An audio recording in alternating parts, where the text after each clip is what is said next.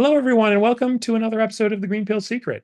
I'm here with my friend Shea Megale, and we're here to talk about coping with addiction.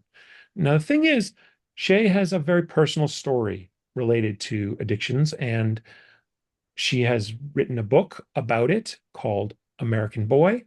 And that's one of the reasons why I wanted to bring her on the show so we could discuss about this very sensitive and serious topic. Yeah, it's an important topic, but I'm very happy to be here and have an opportunity to talk to you.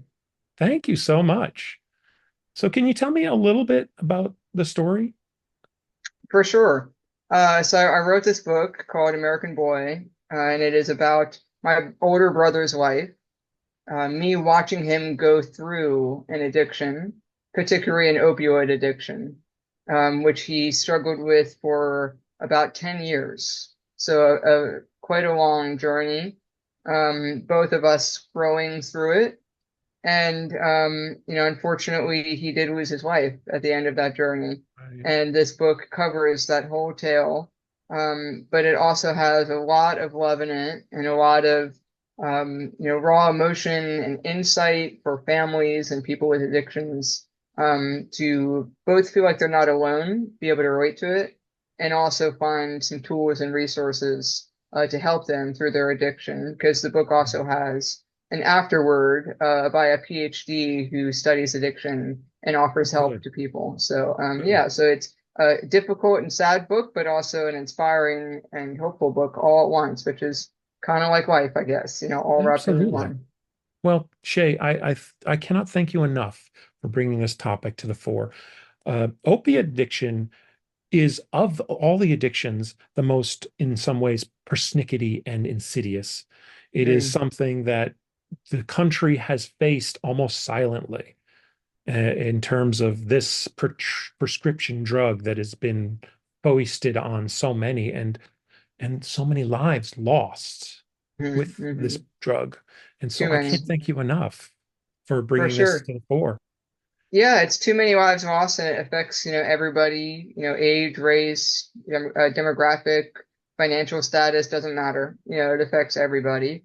But it also particularly affects young people, who Mm, are becoming addicted. And I think that that is so tragic that our young Americans are suffering greatly because of right, this. So something we definitely need to come together as a nation and a community to solve. right. I think, though, that the best thing we can do is just understand and try to make as good as we can with the situation. I mean, there's no easy answer. That's the problem. Hmm. There's no easy answer for addiction.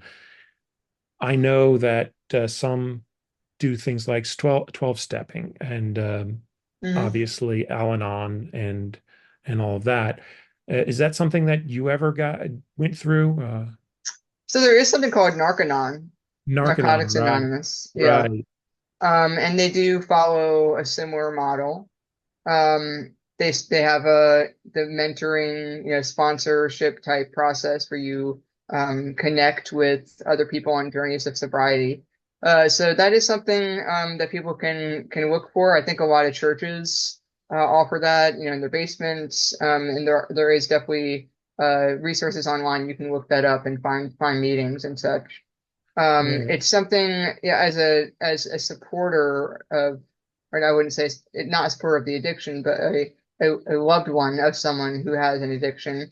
I've been present at some of these meetings, and there are definitely resources as well for family members, because as you know, it's not just the person with the addiction that suffers, right? Right. It's also the family members and those who watch them go through it and are affected by their behaviors and actions. Right. So, I did find it helpful, but like you said, there is no one easy fix. Right. And it might be a combination of things that we have to do. But I think a great first step is talking about it like we're doing now, Hmm. and removing the stigma of it so that people Hmm. can not feel ashamed to reach out for help, Right. or feel like they have to hide their addiction. Or knowing they're not alone, that this Right. is such a prevalent addiction that Hmm. so many Americans are suffering from. Correct.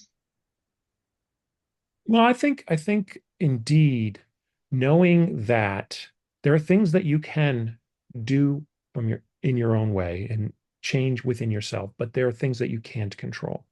You are not in any way responsible for the addiction. You can try to cope with it, but it is not your fault, the addiction. We can just do our best to try and push gently people in the right direction, but it is never our fault if that doesn't work. Yeah, I think that people misunderstand addiction in that way. I think you bring up a good point, Jeffrey. Because some of that stigma and the anger towards people with addiction comes from people thinking it's a choice. Why can't they just pick themselves up by their bootstraps? Why can't they Mhm. just get a job? Why can't they just get help? That kind of thing. And Right, certainly a mistake was made at some point, and the mistake was the initial taking of that substance. right. Maybe in a place of your mental condition was not in a good place and it really messed with Mhm. you. Mhm. But paying for that mistake over and over and over and over and over again through a series of 10 years is not justice and is Right, not their fault. So, if you were to buy something at a store for $5, you paid that $5 that first time. Maybe you regret that purchase. But what if you right. had to pay $5 every day for that same item over and over and over Exactly. again when you didn't sign up for that? That's what Right. happens when you have an addiction is you keep paying for it and you don't know Mhm. how to get out of that. Right. And it becomes $5 and then $10 and 15 Yeah, and 20 and 50 and exactly. It gets 100. higher and higher. It gets higher and higher because the hits just don't get aren't strong enough. They get weaker Sure. over time. And Yeah. it's a deadly spiral. It can be, and that's what's so tragic about it. And that could, we're talking addictions, right? Plural. Right. So it could be opioid, it could be Hmm. alcohol, it could Could be be a alcohol. whole slew of things. Hmm. Gambling. The list is endless Right. of ways that you could feel like you're stuck in an addiction, and it's that Right. same slippery slope that you're Right. describing. Right. I mean, or heroin, an illegal substance. It Hmm. exists. Or the Prescription pills like that. Yeah. yeah, Mhm. prescription pills Right. or meth, for instance, Yeah. is Endless. Yeah. nasty and addictive too. There are so many things that can tempt you away from the path, and it is so hard for the individual in these situations, especially ones that are maybe disposed to it. Because I do Hmm. think that there is the variety in humanity in terms of Hmm. some people are more have more of a propensity for addiction than others. True. And if you're lucky to not have those propensities, don't look down on those that do, Hmm. because they don't.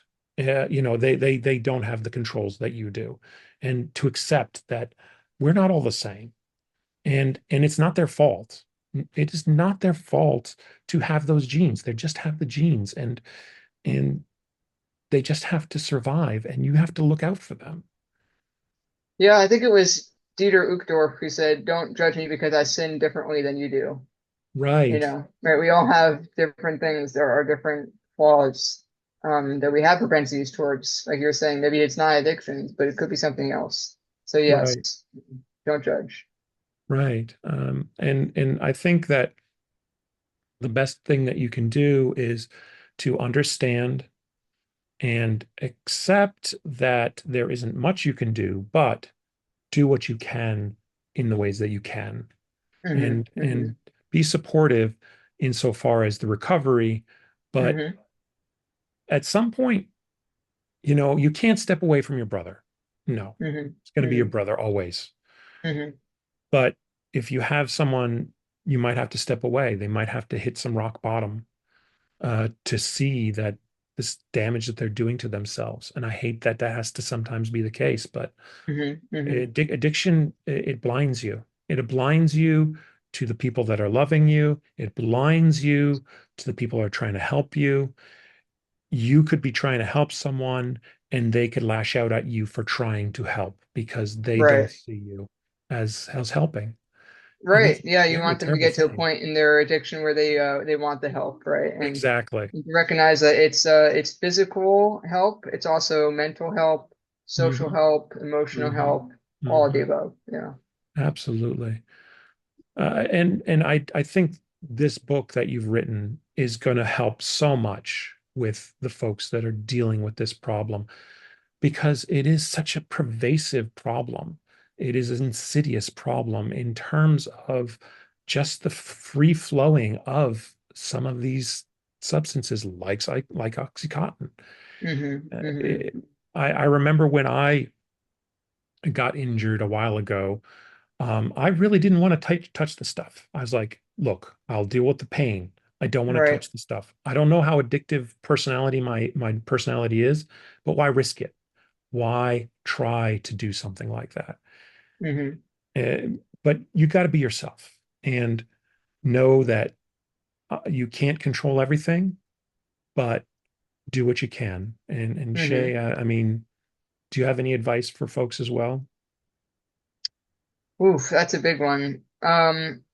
Definitely reach out if you can for help. Our my book also comes with a organization that my family founded, which offers treatment support financially for people. So reach out at AmericanBoy.org if you're struggling, and we'll see if we can help you. But otherwise, know that you're loved and know that there is light at the end of the tunnel and that you can get there. So we love you. Absolutely. We love you. We want you to be here. Yep. Please stay with us. We want you to come through this. Thanks, Mhm. everyone, for watching The Green Pill Secret. And thanks again, Shay, for being my guest. Of course.